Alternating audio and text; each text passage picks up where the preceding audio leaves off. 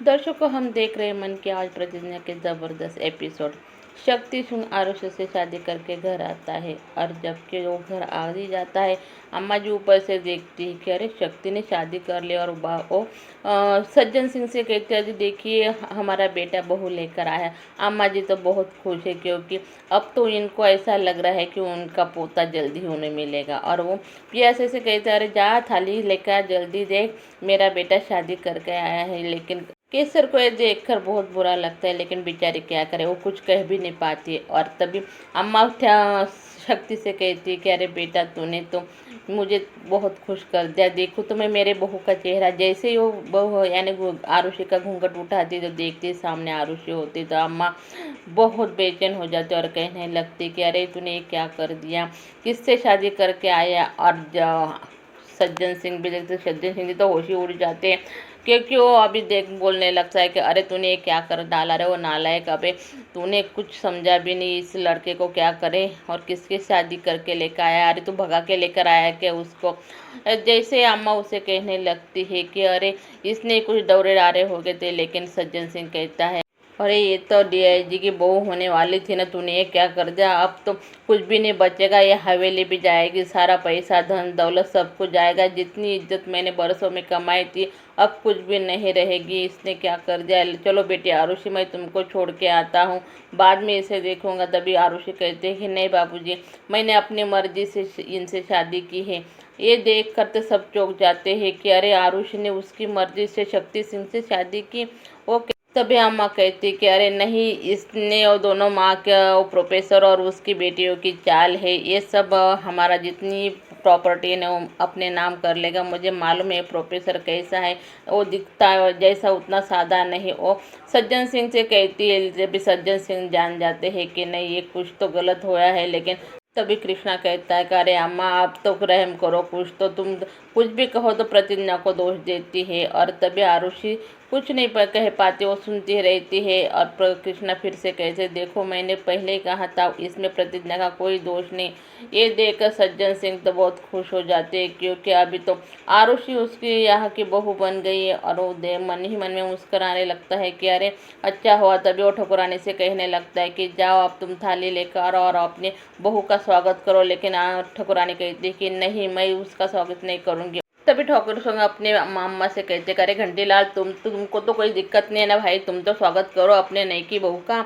लेकिन घंटीलाल भी नहीं करने चाहती स्वागत नई की बहू का। तो तभी की बेचारी केसर को सज्जन सिंह कहते हैं कि तुमको अभी स्वागत करना पड़ेगा। और वो केसर तो स्वागत कर लेती है।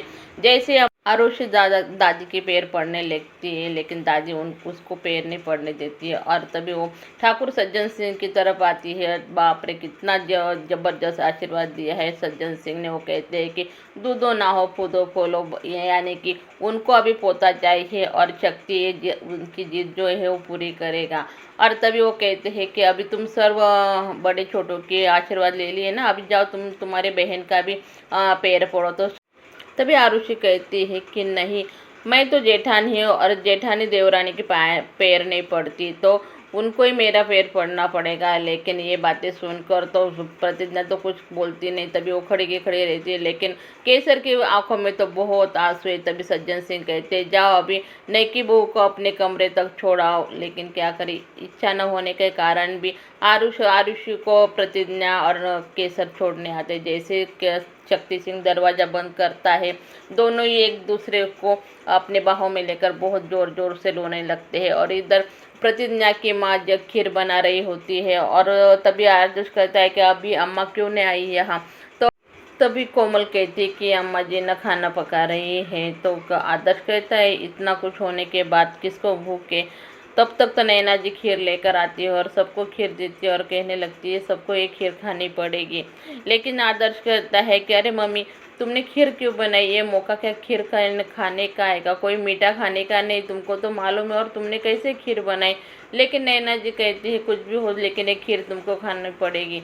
प्रोफेसर भी नैना जी की तरफ देखते हैं कि ऐसा क्यों कह रही है, लेकिन कोई खीर खा नहीं रहा। तभी फिर से वो जोर से बोलती है, अरे खाओ ना तुम, मैंने वो खीर बनाई, क्यों नहीं खा रहे हो तुम।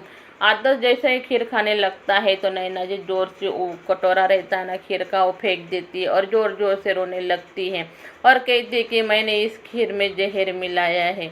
ऐसे देखकर तो सबके होश उड़ जाते हैं और कहने लगते हैं कि तुमने इस खीर में जहर कैसे मिलाया। लेकिन क्या करें, अभी इतना कुछ होने के बाद तो उनको भी तो होशने का क्या करना चाहिए।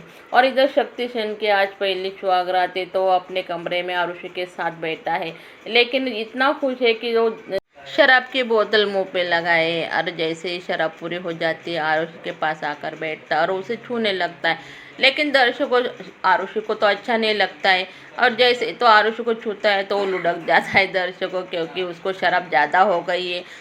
आरुषि को तो बहुत अच्छा लगा है कि कम से कम आज की रात तो निपट गई। और इधर सज्जन सिंह अपनी ठकुरानी से कहता है, अरे क्यों अपना जी खून जला रही हो, इधर आओ मेरे पास। तभी ठकुरानी कहते हैं कि अरे नहीं, ये दोनों बहनें मिलकर हमारे मुंह पर अभी मूंग दलेगी। तुमको नहीं मालूम, मुझे मालूम है प्रतिज्ञा कैसी है। वो प्रोफेसर की लड़कियां है ना, पढ़ी लिखी है ना, उनका दिमाग ज़्यादा चलता है। तभी सज्जन सिंह कहता है कि अरे नहीं रे, तू वहाँ नहीं थी, मैंने देखा। और जब मैंने कहा ना प्रतिज्ञा के पैर पड़ो तो आरुषि ने साफ इनकार कर दिया। वो कहने लगी नहीं, मैं उसकी जेठानी और जेठानी देवरानी की पैर नहीं पड़ती।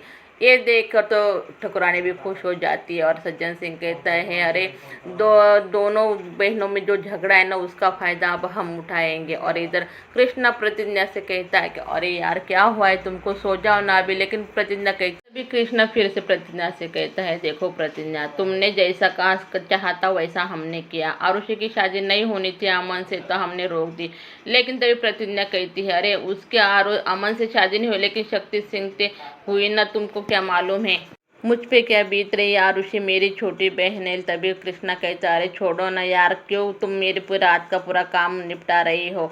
तभी इधर सवेरे होते ही कृष्णा जैसे भी हॉल में आता है और सबके सब तो बहुत खुश है क्योंकि आरुषि अब उनके घर की बहू है। तभी आरुषि भी सज धज कर आती है और वो पैर पड़ने लगती है, मंदिर की पूजा करने लगती है। ये देख कर तो ठाकुर सज्जन सिंह और ठकुरानी तो बहुत ही खुश है। और जैसे ही प्रतिज्ञा की तरफ आरुषि आरती का थाली लेती है तो आरती प्रतिज्ञा को देने की वजह आरुषि अपना मुंह मोड़ लेती है। तभी सब समझ जाते हैं कि प्रतिज्ञा को आरती आरुषि ने दी नहीं, क्योंकि अब दोनों बहनों में तो आगे जाके बहुत टकरार होने वाली है। क्योंकि आरुषि को ऐसा लगता है कि उसकी शादी प्रतिज्ञा की वजह से मुड़ गई है। और जैसे ही सबको आरती देती है लेकिन तभी वो कहने लगते कि अरे मेरी बहू कितनी प्यारी है, कितनी संस्कारी है। और नहीं तो एक तभी वो प्रतिज्ञा की तरफ फिर से घूमकर बोलने लगती है। कृष्णा समझ जाता है कि उसकी अम्मा की जो बातें हैं ना घूम फिर के प्रतिज्ञा की तरफ ही आती है। और इधर जैसे इस शक्ति सिंह अपने कमरे में उठकर सोचने लगता है कि रात को मैंने क्या किया होगा, पता नहीं। एक रात तो मेरी है शराब के कारण चली गई, लेकिन मैं अगली बार शराब नहीं पीऊँगा। और जो आरुषि के दुपट्टा होता है ना वो अपने गले में डाल देता है। और इधर सज्जन सिंह अपनी बहू से प्यार से बातें कर रहे कि ऐसा मीठा तो हमने पहली बार किसी के लिए भी नहीं सज्जन सिंह के मुंह से देखा है। और इधर प्रतिज्ञा के पिताजी को यानी प्रोफेसर जी का अटैक आया है और उसके लिए डॉक्टर घर पर बुला है। तभी डॉक्टर कहने लगता है कि माइनर हार्ट अटैक था, अभी तो ठीक है। दर्शकों प्रोफेसर जी ने आरुषि की शादी का बहुत टेंशन ले लिया है। शक्ति सिंह इधर अपनी लुगाई यानी केसर से कहता है कि अरे शर्ट लहंगा निकालने में इतनी देरी लगती है क्या। तभी वो शर्ट तो दे देती है केसर। और इधर जैसे ही वो किचन में आती है सज्जन सिंह अपनी प्रतिज्ञा से कहने लगते हैं कि अरे क्या तुम्हें क्या दिक्कत है भाई, क्यों इतनी तकलीफ है तुम्हें हमारी बहू से, जिसकी शादी हुई वो खुश है और तुम क्यों इतना अपना खून जला रही हो। तभी प्रतिज्ञा कहती है ये शादी कायदे के खिलाफ है और मैं ये इस शादी से खुश नहीं और मैं इस शादी को मानती भी नहीं हूँ। लेकिन जैसे वो कहने लगती है तो प्रतिज्ञा को आरुषि कहती है कि आपके मानने या ना मानने से मुझे कोई फ़र्क नहीं पड़ता है। और आरुषि चली जाती है। और किचन में आकर जैसे प्रतिज्ञा केसर से कहने लगती कि दीदी हमें माफ़ कर दो, हमारी बहन की वजह से तुम्हें तकलीफ पहुंची है। तभी कृष्णा आता है और कहने लगता है अरे तुम क्यों इतना अपने जी को लगा रही प्रतिज्ञा। तभी केसर कहने लगती है, नहीं प्रतिज्ञा, तुम्हारी इसमें कोई गलती नहीं है। अगर आरुषि आई है तो वो तो एक ठीक है, नहीं तो कोई दूसरी आ जाती है। कम से कम आरुषि तो मैं पहचानती तो हूँ। ये बातें सुनकर तो कृष्णा तो खुश हो जाता है, लेकिन प्रतिज्ञा को अच्छा नहीं लगता है। तभी प्रतिज्ञा कहने लगती है, मुझे मालूम है कि इस घर के सभी लोग खुश होंगे, लेकिन मैं कभी भी नहीं खुश रहूँगी, कि जो मुझे मालूम है जो है वो गलत हुआ है, और ये दीदी के साथ इन्होंने सबने गलत किया है। तभी आरुषि आ जाती है और कहने लगती है कि देखो, तुम मुझसे मेरे बारे में कुछ मत बताओ, और मुझसे कोई बात करने की भी कोई ज़रूरत नहीं है। तभी कृष्णा फिर से प्रतिज्ञा से कहे, अरे जाने दो ना यार, तुम काय को उसके पीछे पड़ी हो, पता नहीं तुम इतना क्यों इसमें नीचे जा रही हो, मुझे पता ही नहीं चल रहा है। तभी केसर कहने लगती है कि अरे प्रतिज्ञा छोड़ो ना, अभी तुम काय किस लिए अपने आप को तकलीफ दे रही हो। तभी प्रतिज्ञा गुस्से से अपने कमरे में चली जाती है, और इधर आदर्श अपने माँ से कहता है कि अरे मम्मी तुम्हारे हाथों में क्या है। तो तभी नैना जी तो पहले नहीं कुछ नहीं ऐसे कहती है, लेकिन आदर्श के जोर देने पर कहने लगती है कि इसमें मेरे गहने क्या करें, अब घर में पैसा नहीं तो कुछ ना कुछ तो बंदोबस्त करना पड़ेगा। नैना जी आदर्श कहते, देखो आदर्श, तुम हमारी कसम है, तुम्हारे पापा से इस बारे में कुछ ना बोले। और जैसे ही प्रतिज्ञा आरुषि के कमरे में आती है, आरुषि कहती है कि मैंने तुम्हें पहले ही बताया था कि हमारे कमरे में आना नहीं, और मुझे तुमसे कोई बात नहीं करनी। तभी प्रतिज्ञा कहती, देखो आरुषि, मुझे कुछ बात करनी है और तुम्हें मेरी बात सुननी पड़ेगी। तभी आरुषि अपना मेकअप कर रही है दर्शक, और प्रतिज्ञा उसके पीछे खड़े होकर अपनी बातें बता रही थी। और वो कहती है कि तुमने जो शादी की वो अच्छी नहीं की, केसर दीदी की जगह लेकर, और एक तुम्हारी शादी भी गैर कानूनी है। बहुत कुछ बस सुनने के बाद तभी पर आरुषि प्रतिज्ञा से कहती, इसका मतलब क्या है, तुम्हें क्या लगता है कि हमने क्या करना चाहिए। तभी आप प्रतिज्ञा कहती कि तुम्हें ये शादी तोड़नी होगी, ठीक है। ऐसा करके आरुषि बाहर आती है और कहने लगती है कि हम इस पूजा में नहीं बैठेंगे। तो ठाकुर सज्जन सिंह और उस ठकुरानी कहने लगे, क्यों। तो इस घर के लोग चाहते हैं कि हम इस घर के सदस्य नहीं है, और हम इस पूजा में नहीं बैठ सकते। तभी कृष्णा भी उठ कर आता है और कहने लगता है कि तो किसकी ज़रूरत है। शक्ति सिंह भी बहुत ज़ोर से बोलने लगता है कि तुम्हारी इतनी ज़रूरत कि हमारे बीबी के बारे में कोई ऐसी बात करे। तभी सज्जन जी आकर आरुषि से कहने लगते कि अरे बेटी, तुम्हें किसने बोला, हमें तो बता। तभी आरुषि कहने लगती है कि इस घर की जो छोटी बहू है ना, उसने हमें कहा कि तुम इस पूजा में नहीं बैठ सकती, तुम इस घर की बहू नहीं हो। तभी सज्जन सिंह अपनी बात मानने के लिए केसर की तरफ जाते और कहने लगते हैं कि अरे केसर बहू, तुम बताओ, तुम्हें क्या लगता है, तुम इस शादी से खुश नहीं हो क्या, इसमें तुम्हारी रजामंदी नहीं है क्या। बेचारी केसर क्या करे, हो तो कुछ भी नहीं बोल पाती। तभी सज्जन सिंह वापस प्रतिज्ञा की तरफ आते हैं और कहने लगते हैं, देखो, ना ही मैं बड़की बहू को कुछ प्रॉब्लम है, और ना ही तुम्हें कुछ प्रॉब्लम होनी चाहिए। इस रिश्ते से हम सब खुश है। अगर तुम्हें पूजा में नहीं बैठना होगा तो मत बैठो, लेकिन हमारी बहू को कुछ बोलने की ज़रूरत नहीं है। और जैसे ही प्रजा बेचारी केसर तो कुछ सब सुन रही होती है, कुछ कहती नहीं, लेकिन प्रतिज्ञा भड़क जाती है और कहने लगती है कि हम इस पूजा में नहीं बैठेंगी। तभी वो अपने कमरे में तो चली जाती है। वापस अपने कमरे में कृष्णा आता है और कहने लगता है कि प्रतिज्ञा, तुम्हें इस पूजा में बैठना होगा, क्यों तुम अपनी बात मनवाने के लिए कुछ भी करने को तैयार है। लेकिन देखो भाई, आरुषि की तो बलैया ले रही है ठकुरानी, क्योंकि ठकुरानी तो बहुत ही खुश है, इतनी संस्कारी बहू जो उनको मिली है। और पंडित जी शक्ति सिंह के हाथ में एक धागा बांध देते हैं और कहते हैं कि आपको 24 घंटे के लिए ब्रह्मचर्य का पालन करना होगा।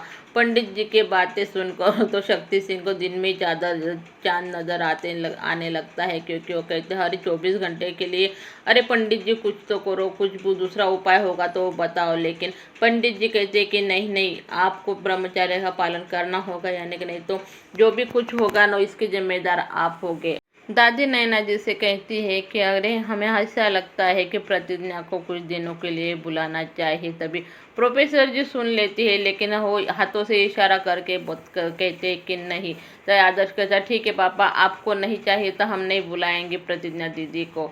और इधर प्रतिज्ञा गुस्से में आकर तो सो जाती है, और जैसे कृष्णा कमरे में आता, हाँ सो जाओ भाई, तुम्हें क्या है, तुम्हें तो हमारी कुछ पड़ी नहीं है कि अपने पति के बारे में कोई क्या करे, तुम अपनी बात ही मनवाना चाहती है, हमें मालूम है कि तुम जिद्दी हो। वो बहुत कुछ सुनाने लगता है, लेकिन प्रतिज्ञा उसकी तरफ देखती भी नहीं। और फिर से वो कहने लगता है कि अरे सुन भी रही हो क्या? नहीं पता नहीं, पहले तो हम कितने शेर थे, अब तो हम कुत्ता भी बन गए हैं, भोंकते ही जा रहे भोंकते ही जा रहे। लेकिन प्रतिज्ञा उसकी बात सुन नहीं रही दर्शकों, और वो अपना तकिया लेकर बाहर चला जाता है। वो जैसे ही कृष्णा बाहर जाता है, प्रतिज्ञा कृष्णा को मनाने के लिए तो जरूर जाएगी दर्शकों। और जैसे ही सब सो गए ऐसे समझकर शक्ति आता है आरुषि के कमरे के पास, ऊपर से ठाकुर सिंह जोर से आवाज़ लगाने लगते कि हमको मालूम था कि तुम यहाँ आओगे, अबे सुधर जाओ, कुछ तो शर्म करो कि 24 घंटे यानी 24 घंटे में तुमको मालूम है ना क्या होगा।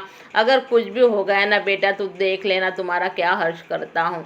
तभी तो वो चला जाता है, लेकिन बाद में फिर से आकर दरवाज़ा खटखटाने लगता है। और जैसे ही वो ऊपर आकर देखता है शक्ति सिंह, तो कृष्णा हुआ ऊपर सोया हुआ होता है। उठाने लगता है तो कृष्णा को ऐसा लगता है कि जैसे कि प्रतिज्ञा आई है, तो तभी प्रतिज्ञा समझ कर कहता है अरे जाओ ना प्रतिज्ञा। लेकिन जैसे ही शक्ति को सामने देखता है कि अरे क्या रे भाई, शक्ति सिंह उसका हाथ देखता है और कहने लगता है क्यों रे भाई, तुम्हारे भी हाथ में कोई धागा वगैरह बांधा है क्या? तो कहने लगता है कृष्णा अरे भाई क्यों दिमाग का दही बना रहे हो, काय को हमारा दिमाग खाली करो, जाओ ना सोने दो ना। लेकिन तभी शक्ति सिंह कहता है कि अरे धागा तो हमारे हाथ में लिखा है, बांधा है, और हमें तो ब्रह्मचर्य का पालन करना है, तुमको काय को ऊपर आके सो गए। तभी तो प्रतिज्ञा आ जाती है और कहने लगती है कि कृष्णा कमरे में आ जाओ। तो कृष्णा का फिर से सो जाता है और कहता है कि मैं नहीं आऊँगी प्रतिज्ञा, तुम चले जाओ। लेकिन प्रतिज्ञा फिर से कहती है कि देखो जब तक तुम नहीं आओगे ना तो मैं यहाँ पर ही खड़े रहूँगी। और कृष्णा फिर से मुंह मोड़ लेता है और शक्ति सिंह प्रतिज्ञा को देखकर आप कृष्णा से कहता है अरे भाई कितने खुशनसीब हो कि तुम्हारी लुगाई तुमको बुलाने आई है और तुम भाव खा रहे। अरे जाओ ना यार, हमारा तो कुछ नहीं होगा आज, लेकिन कम से कम तुम तो अपनी रात काली मत करो। और जैसे फिर से शक्ति सिंह कहे अरे जाओ ना यार। तभी प्रतिज्ञा कहती देखो कृष्णा चलो, ऊपर बहुत मच्छर काटेंगे तुम्हें। लेकिन तभी भी कृष्णा मुंह मोड़ लेता है। शक्ति फिर से उठाने लगता है उसे, अरे जाओ ना भाई, क्यों अपनी बीबी को तरसा रहे हो? अरे भाई खुश नसीब हो कि तुम्हारी लुगाई इतने ऊपर तक तुम्हें उठाने के लिए आई, नहीं तो एक हम हैं, हमें तो सोना ही पड़ेगा ना, ब्रह्मचर्य का पालन जो करना है। और नीचे तो दोनों आ जाता है कृष्णा और प्रतिज्ञा। तभी आरुषि बड़की बहू यानी केसर को देखती पूजा का हॉल साफ करते हुए। तभी आरुषि प्रतिज्ञा को देखकर कहने लगती है कि अरे दीदी तुम क्यों कर रही है, ये तो छोटे देवरानी का काम है ना। तो के प्रतिज्ञा के हाथ में आरुषि झाड़ू दे देती है और कहने लगती है कि तुमको आज से साफ करना पड़ेगा। लेकिन केसर तो नहीं कहती कि ये तो रोज ही मैं कहती हूँ, लेकिन आरुषि कहती है कि नहीं आज से छोटी देवरानी ये काम करेगी। दर्शकों आपको वीडियो अच्छी लगे तो वीडियो को लाइक कीजिए, चैनल को सब्सक्राइब कीजिए। जल्दी